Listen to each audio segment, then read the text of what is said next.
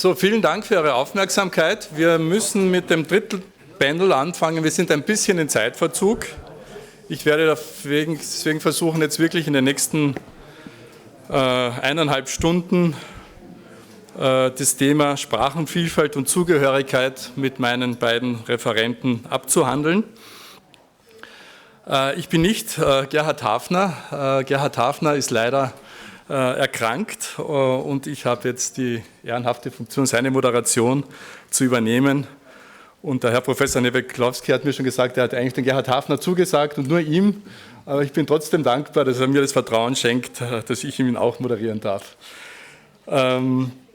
Sprachenvielfalt und Zugehörigkeit ist das Thema und ich möchte eigentlich in den nächsten 1,5 Stunden mit den beiden Referenten und auch mit Ihnen als Publikum so eine kleine Bestandsaufnahme machen. Eine Bestandsaufnahme zur Situation der Kärntner Slowenen, zur Volksgruppe und würde eigentlich selbst als Kärntner, der jetzt aber eigentlich in Südtirol lebt und beide Realitäten ganz gut kennt, sagen ich würde es angeben, wenn ich das erklären müsste als Bestandsaufnahme, für mich wäre es ein Dreisprung. Ein Dreisprung aus Assimilierung, Abwanderung und Aufstieg. Assimilierung ist klar, die letzten Jahrzehnte, auch das Thema der Windischen wird wohl, nehme ich an, ein Thema der Assimilierung sein. Jahrzehntelang Assimilierung, relativ rezent das Thema der Abwanderung, die man mit der Europäisierung, mit der Globalisierung in Verbindung bringen kann und natürlich auch das Thema des Aufstiegs, wobei der Aufstieg für mich ein bisschen zwiespältig ist im Sinne, und da möchte ich jetzt Professor Wintersteiner zitieren, der gestern schon gesagt hat, Deutsch ist die Sprache des Aufstiegs. Das haben ganz viele in den letzten Jahrzehnten gehört, bei der Schuleinschreibung. Margarete Kopeinik erzählt das immer, die ehemalige Kurierjournalistin, wie sie in Bleiburg, Kolm, am Kömmel eingeschult wurde, dass der Lehrer eben oder der Schuldirektor gesagt hat, Sie wissen schon, also mit Slowenisch kommen Sie nicht weiter, Deutsch ist die Sprache des Aufstiegs. Andererseits möchte ich auch einen Referenten von gestern, den Vizebürgermeister Dolina, zitieren, der gesagt hat, er hatte eine Delegation aus dem Baskenland hier und die Basken haben gesagt, ihr Kärntner Slowenen seid zu wenig aggressiv. Und der Vizebürgermeister Dolina hat gesagt, ja, aber wir wollen keine Bomben legen. Aber die Basken haben das nicht so gemeint, sondern haben das so gemeint, dass eine Minderheit muss immer schneller sein als die Mehrheit, muss immer einen Schritt voraus sein, muss aktiver sein, muss mehr Opfer bringen.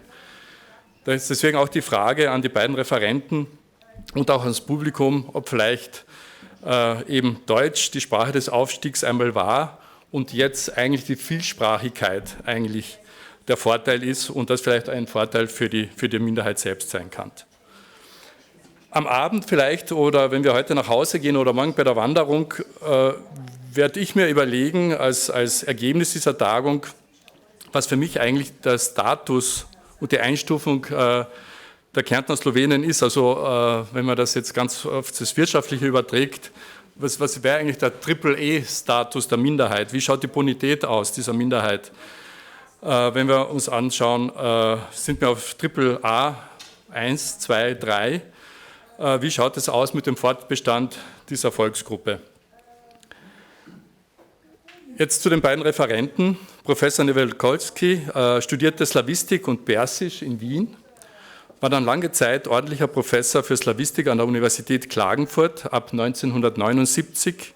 Von 1995 bis 1999 war er auch der Vizerektor der Universität. Das war auch die Phase, wo Erasmus eingeführt wurde, wo Sie sich ganz viel Verdienst zugeeignet haben dazu, dass das Erasmus-Programm auch an der Uni Klagenfurt gestartet hat. Von 1990 bis 2011 Mitglied der Balkankommission der Österreichischen Akademie der Wissenschaften. Da waren Sie auch Obmann von 2007 bis 2008. Dann 2000 die Berufung an die Uni Wien, wo Sie auch emeritiert sind. Und haben letztes Jahr oder vor 2 Jahren die Ehrenurkunde der Stadt Klagenfurt bekommen. Herzlich willkommen. Ich stelle jetzt auch den zweiten Referent gleich dazu vor. Jonas Kolb studierte Politikwissenschaften und Soziologie an den Universitäten Berlin, Ljubljana und Wien, promovierte an der Uni Frankfurt zur Bildungslaufbahn der Kärntner Slowenen, also das wird sicher in Ihrem Vortrag auch einfließen. Hat dann 10 Jahre am Berschmannhof gearbeitet als Museumspädagoge und war von 2013 bis 2017 an der Universität Wien und hat zu Projekten der muslimischen Lebenswelten gearbeitet. Von 2017 bis 2023 an der Uni Innsbruck am Institut für Islamische Theologie und Religionspädagogik. Die Habil hat er fertiggestellt im Jahr 2023 zum muslimischen Leben und religiöse Bildung im deutschsprachigen Raum. Also ein Experte zu Migration, Integration, plurale Gesellschaften, multiple Identitäten, also genau unser Thema, und arbeitet jetzt bei der Statistik Austria. Also herzlich willkommen in Klagenfurt. Und nun zu dem Windischen. Selbst aus dem zweisprachigen Gebiet kommend, ist für mich die kurze Reflexion einleitend zu Ihrem Vortrag die Frage, ist das Windische eine Sprache, ist das ein Dialekt? Eigentlich natürlich ganz klar von der Grammatik her eine slowenische Sprache, vom Grundwortschatz her natürlich auch. Das Wort Windisch existiert im Slowenischen aber nicht, das ist ein deutscher Ausdruck. Prestige der Sprache war eher negativ konnotiert, jahrzehntelang. Wir haben gestern von Karl Renn gehört, dass sich das jetzt ein bisschen wandelt, hat ein Beispiel aus dem Geiltal gebracht, wo über das Windische auch wieder die Bevölkerung oder diese Familien zur slowenischen Volksgruppe kommt. Und für mich persönlich ist das Windische eigentlich keine Sprachbezeichnung, sondern es ist eine kulturelle Zuordnung. Oft eine Fremdzuordnung, die meist negativ konnotiert war. Und wenn es eine Eigenzuordnung war, dann war das so, dass man eher auf Distanz zur Volksgruppe gegangen ist. Das ist so mein persönlicher Werdegang, was ich so in meiner Familie und meinem Umfeld mitbekommen habe. Aber jetzt lassen wir den Experten sprechen. Ja, danke für die einführenden Worte.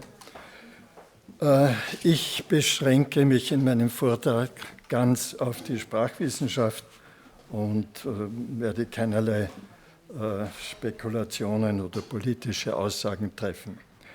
Wenn wir uns die Frage stellen, ob Windisch und Slowenisch zwei Sprachen sind oder eine, dann müssen wir ein paar Worte dazu sagen, was man unter Sprache versteht. Sprache hat verschiedene Bedeutungen. In der Sprachwissenschaft unterscheiden wir Sprache als Sprachvermögen, in dem Sinne die menschliche Sprache, zweitens als die Sprache, als Einzelsprache, die deutsche Sprache, die slowenische Sprache oder sonst eine Sprache, die Sprache als abstraktes System von Regeln, das heißt eine Grammatik und ein Lexikon. Und drittens die Sprache als Rede, konkret gesprochene Sprache und mit den Regeln für ihre Realisierung. Das geht auf Ferdinand de Saussure zurück. Einzelsprachen können wir intuitiv unterscheiden, aber nicht immer. Man kann auch überhaupt nicht sagen, wie viele Sprachen auf dieser Welt gesprochen werden. Das ist unmöglich. Sie werden dann gleich sehen, warum.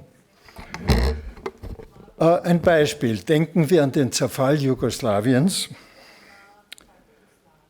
den der permanente Sprachenstreit beschleunigt hat. Bis 1990 gab es offiziell in den jugoslawischen Teilrepubliken die Sprachen Slowenisch, Serbokroatisch und Makedonisch. Nach 1990 haben wir eine Reihe von neuen Sprachen, Kroatisch, Bosnisch, Serbisch und Montenegrinisch. Das heißt, aus einer Sprache wurden 4 Sprachen gemacht. Das heißt nicht, dass sich die Verhältnisse, die Umstände so in der kurzen Zeit geändert hätten, sondern was dahinter steht, ist der politische Wille, die Sprachen verschieden zu machen. Die südslawischen Sprachen, zu denen auch Slowenisch gehört, bilden ein Dialektkontinuum von den Karawanken bis zum Schwarzen Meer. Die auf diesem Gebiet gesprochenen Sprachen sind allerdings weniger verschieden als, sagen wir, Slowenisch und Deutsch und die Nachbarsprachen des Slowenischen, die anderen Nachbarsprachen Italienisch und Ungarisch. Zwischen den südslawischen Sprachen gibt es teilweise Verständlichkeit. Man kann also die Nachbarn zur Not verstehen. Aber je weiter die Distanz ist, umso schwieriger wird die Verständigung. Ein Slowene wird einen Bulgaren kaum verstehen können, obwohl es viele gemeinsame Wörter gibt. Aber was verschieden ist, das ist die Grammatik. Grammatik ist ganz verschieden. Und dann weiß man nicht, wie die Wörter zusammengehören. Im Slowenischen war es die Sprache Primož Trubas, der aus Unterkrain stammte, die zur Grundlage der Schriftsprache wurde. Die Grundlage für eine Schriftsprache muss so gewählt werden, dass sie von der Bevölkerung akzeptiert wird. Halten wir auch fest, Schriftsprachen müssen gelernt werden. Eine Schriftsprache hat viele Begriffe zu bedienen, die im Dialekt einfach nicht vorkommen.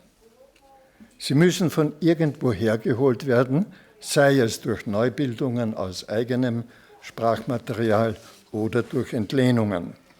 Durch unsere ganze Schulzeit hindurch haben wir muttersprachlichen Unterricht und lernen Begriffe aus der Geografie, Physik, Chemie, Mathematik und so weiter. So. Sprachen, die eindeutig unterschieden werden können, nennen wir mit Heinz Kloss, bibliografische Angabe unten, Abstandssprachen. Das sind Sprachen, die eindeutig als verschiedene Sprachen zu identifizieren sind, Slowenisch, Deutsch, Ungarisch, Italienisch und so weiter. Sprachen des zweiten Typs, die miteinander verwandt sind und meistens auch benachbart sind, nennen wir Ausbausprachen. Im südslawischen Bereich haben wir Slowenisch, Kroatisch, Bosnisch, Montenegrinisch, Serbisch, Makedonisch, Bulgarisch. Aber hier spielen, wie ich schon angedeutet habe, kulturelle und politische Komponenten eine Rolle. Ein Beispiel. Der kroatische kajkavische Dialekt, das ist der Dialekt aus der Gegend um Zagreb, also um die kroatische Hauptstadt, wurde im 19. Jahrhundert noch von den bedeutenden Slawisten Kopitar und Miklošić als slowenisch betrachtet. Die Bevölkerung selber hat sich aber als Kroaten gefühlt. Dieses Idiom war ab dem 16. Jahrhundert auf dem besten Weg, eine eigene slawische Schriftsprache zu werden. Also im 16. Jahrhundert schrieben die Kroaten um Zagreb eine eigene Sprache. Diese Sprache wurde in den 1840er Jahren zugunsten einer gemeinsamen Sprache mit den Serben aufgegeben. Das war ebenfalls ein politischer Wille. Das war möglich, weil die Kroaten damals eine politische Vereinigung mit den Serben gegen die Habsburger wollten. So, jetzt kommen wir zu den Benennungen der slowenischen Sprache. Die moderne Bezeichnung der slowenischen Sprache ist Slovenski, Slovenština, Slovenski Jezik. Das ist die allgemeine Bezeichnung Slawisch. Wir haben denselben Terminus Slovensko für die Slowakei.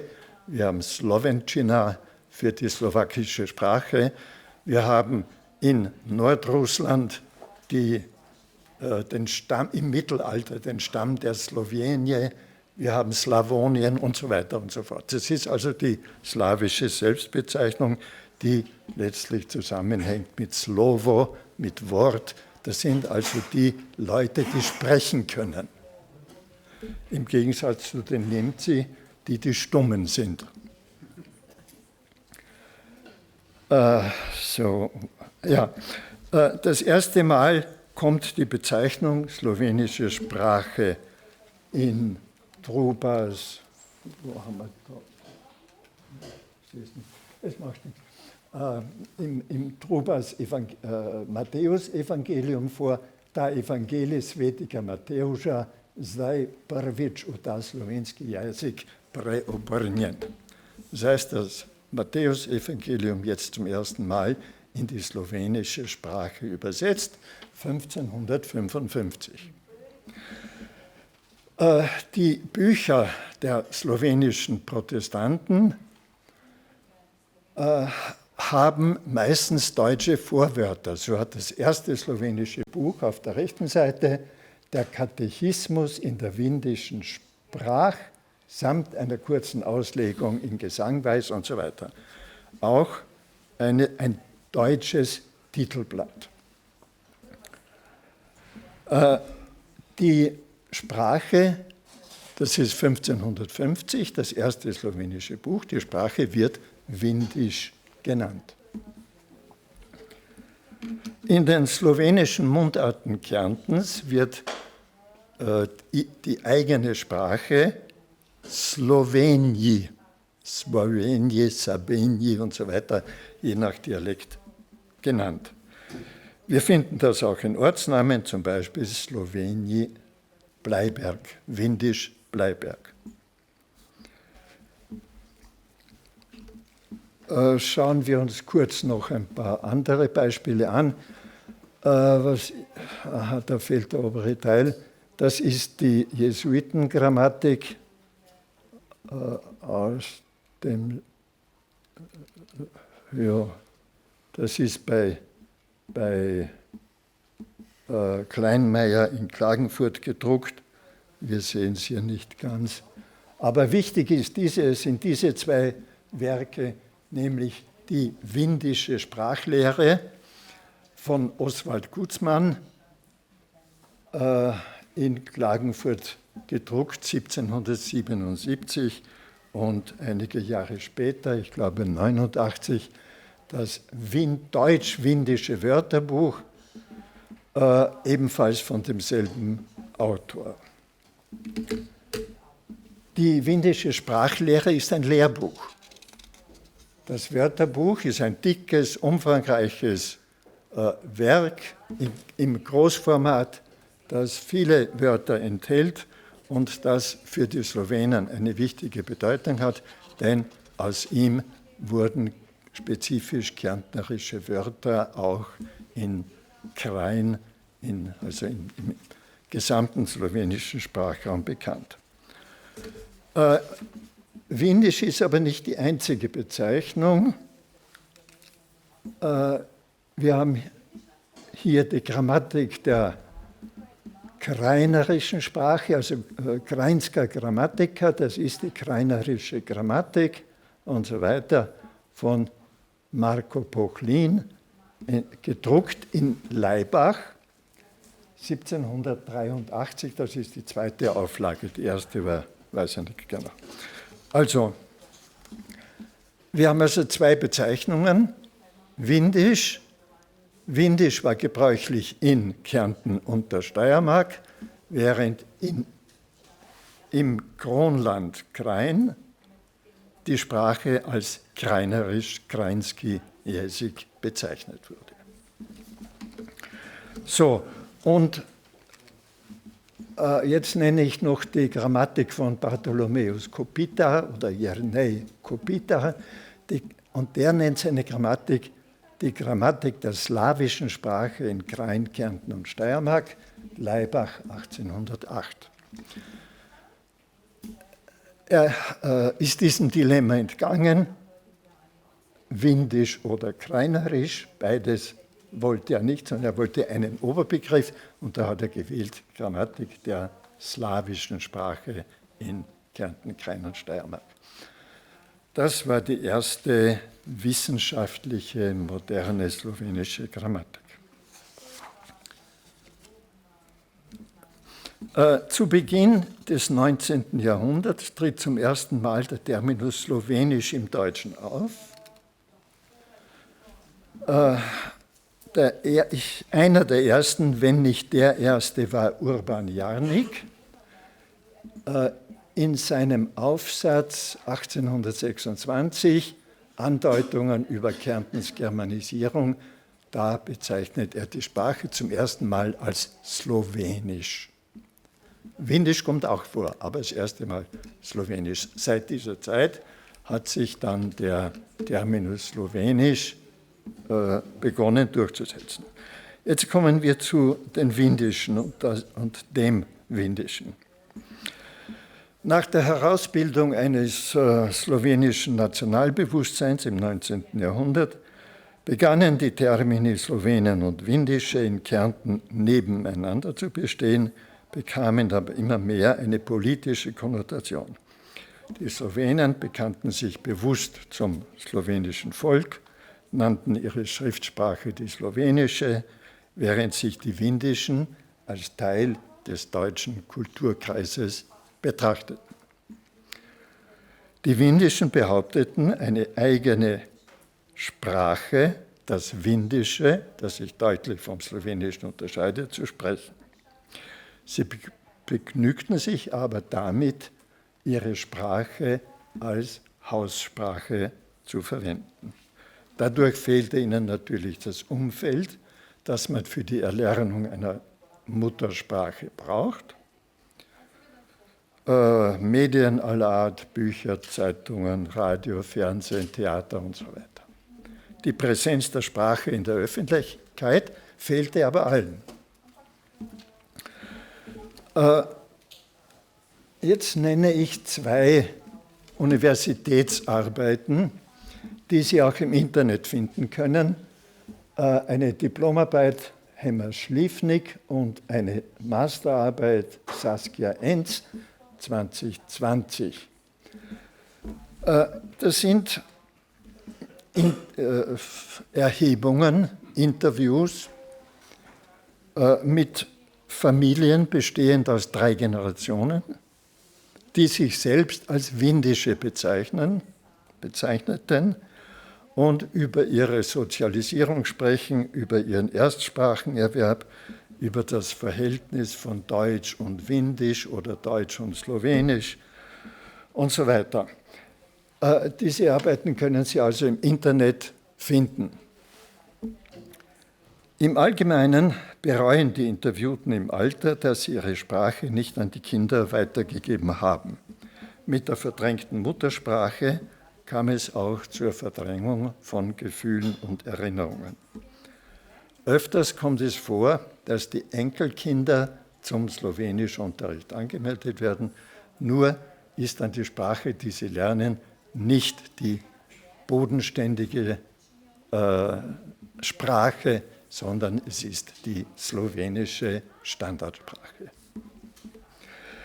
Durch die Verweigerung des Slowenischunterrichts entstand nicht nur bei den Windischen, sondern auch bei vielen Deutschkärntnern die Mär, dass man das Windische nicht schreiben könne.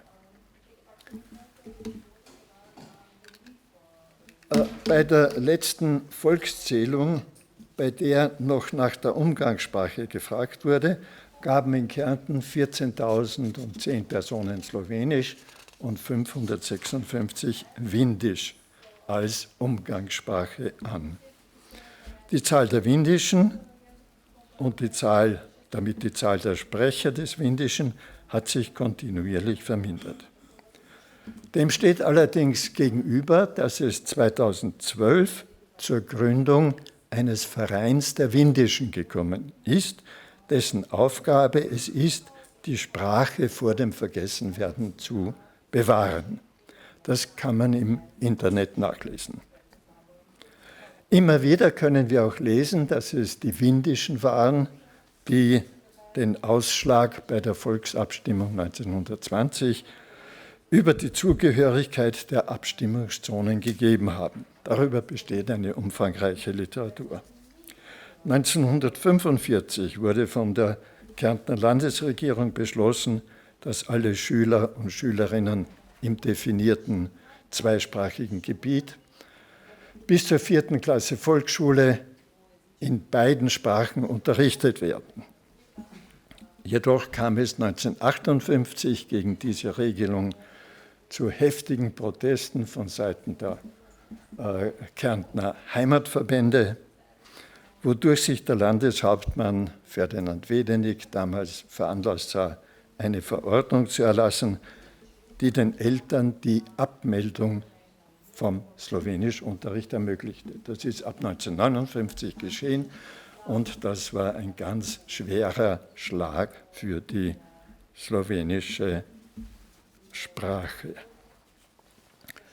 Das Prestige der slowenischen Sprache veränderte sich mit der Selbstständigkeit Sloweniens 1991 und dem Eintritt Sloweniens in die EU 2004 mit der Erkenntnis, dass die Kenntnis einer weiteren Sprache wirtschaftliche Vorteile bedeuten kann. So hat sich heute das Verhältnis zwischen den Volksgruppen weitgehend entspannt. So manche Kinder, die nicht Slowenisch können, werden zum zweisprachigen Unterricht angemeldet. Jetzt kommen wir zur Sprachstruktur selber. Schauen wir uns mal das an. Der Volkskundler Bertolt Petraj schreibt in dem Artikel, den ich hier angeführt habe, der auch im Internet kursiert, dass das Windische ein Abbild des Kulturverhältnisses zwischen den eingewanderten Bayern und den von ihnen vorgefundenen Slawen, den Wenden, sei. Diese wanderten um 600 ein, mussten im 8. Jahrhundert die Bayern zu Hilfe gegen die Awaren rufen und deren Oberhoheit anerkennen. Es folgte die bayerische Kolonisierung und die Christianisierung Kärntens.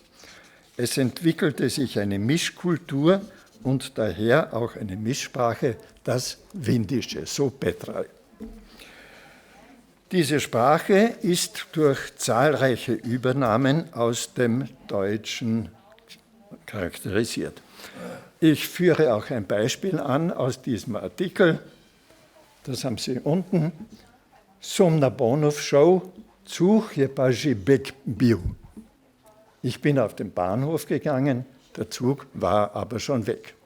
Wir finden in diesem Beispiel slawische Elemente, und zwar slawisch sind die Funktionswörter, also grammatikalische Wörter, die eine Funktion und nicht eine Bedeutung haben. Sum, ich bin, je, ist, ba, schon, ba, aber, ji, schon und so weiter. Deutsch, also das einzige slowenische Wort aus dem Grundwortschatz ist show, gegangen. Die anderen Wörter sind Deutsch, Bahnhof, der Bahnhof, Zug und Bek, weg. Die Orthographie ist gemischt. Die Orthographie ist teilweise Deutsch, SCH, in Show, aber er kommt nicht ohne Anleihen aus der slowenischen Orthographie aus. Er braucht das J mit Haček, denn er muss es von Sch unterscheiden können.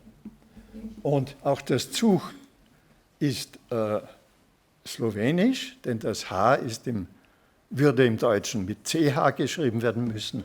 Im Slowenischen ist das kein Dehnungs-H, sondern ein Ch-Zug. Entschuldigung, nur zwei Worte sind Deutsch, Bahnhof und Zug, alle anderen sind Slowenisch. Bek ist auch Deutsch. Ja. Weg. Ja, ein Adverb. Okay. Gut. Entlehnungen. Wo sind wir da weiter? Ja. Entlehnungen erfolgten schon in der ältesten Zeit. Entlehnungen aus dem Deutschen, ich habe Ihnen einige Beispiele angeführt. Wir haben in den oberen 3 Zeilen Beispiele aus dem Althochdeutschen.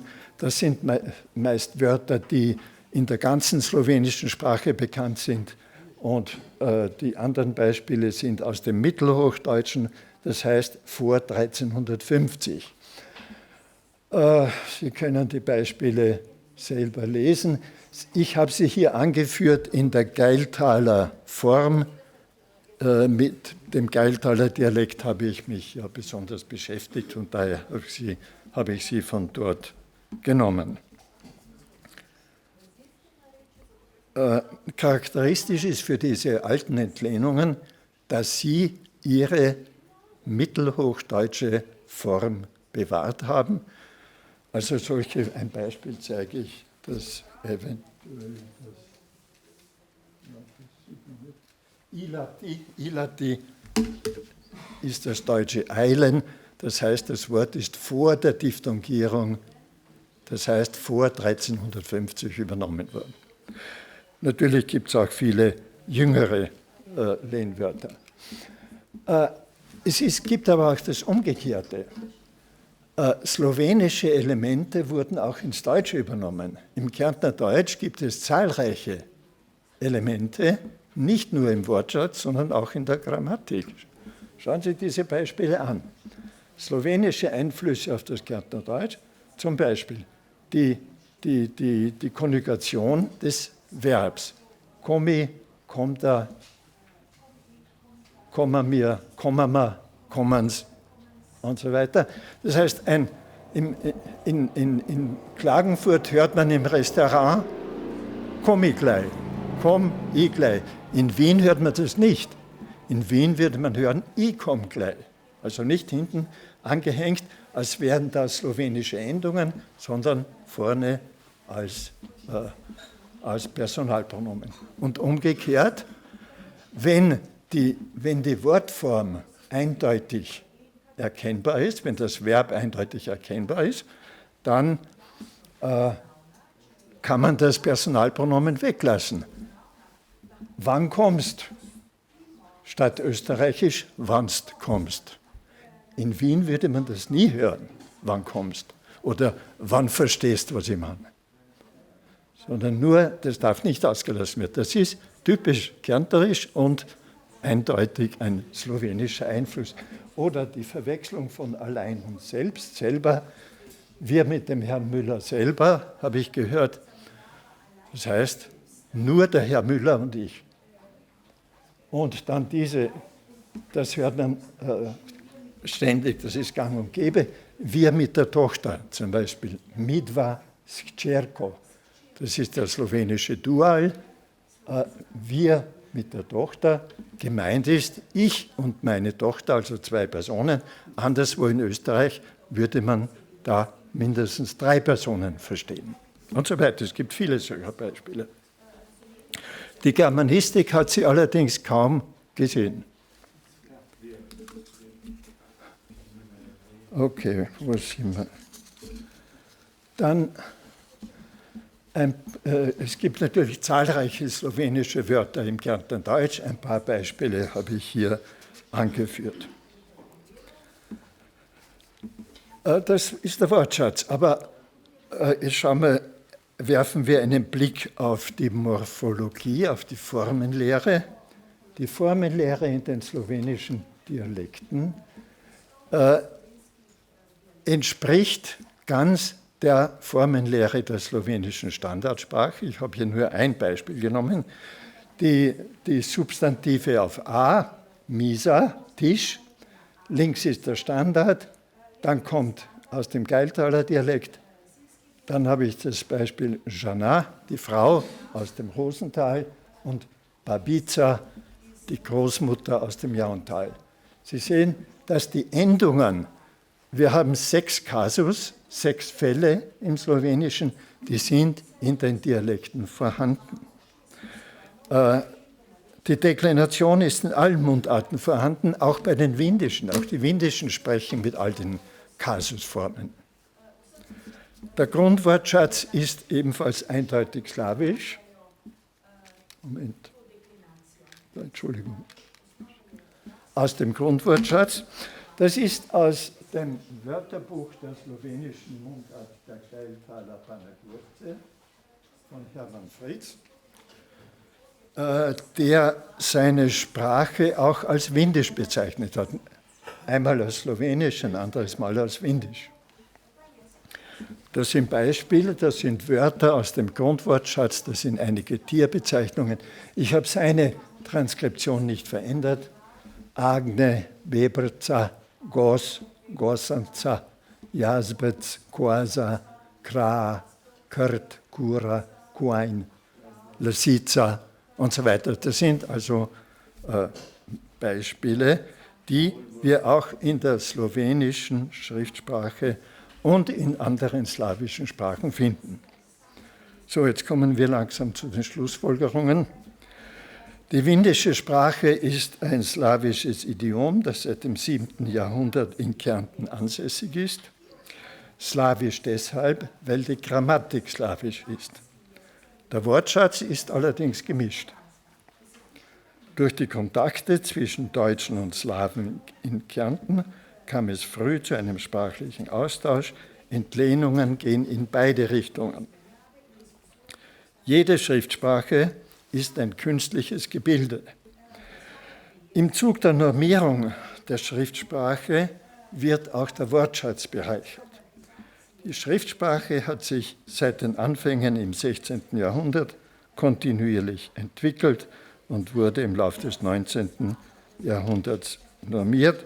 Dieser Vorgang dauert immer an.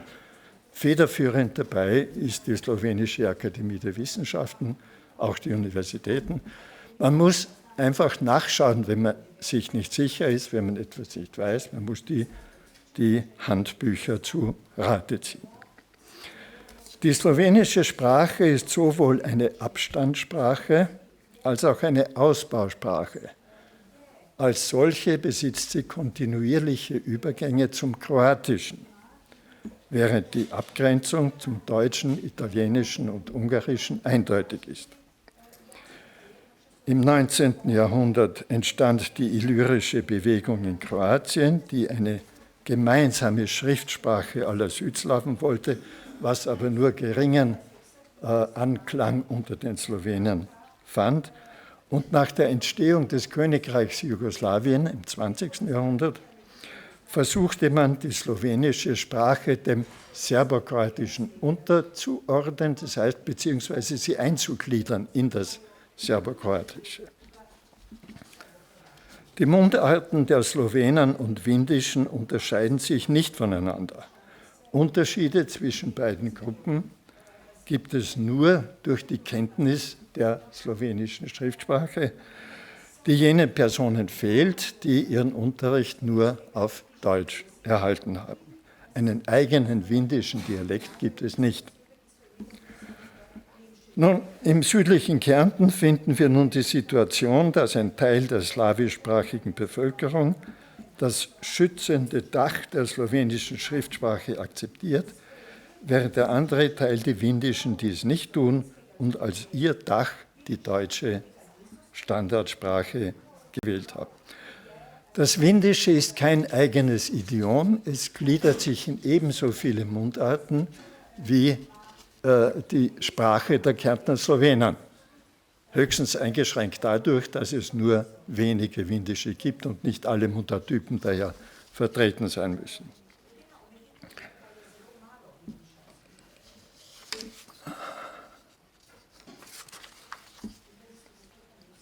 Die windischen Dialekte gehören zum slawischen Dialektkontinuum und fügen sich in dieses ein.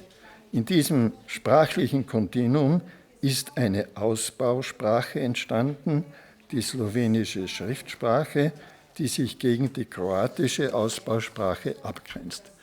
Diese Schrift- oder Standardsprache überdacht auch das Kärntner Slowenische. Es ist eine Frage des Willens, ob man das akzeptiert oder nicht. Danke.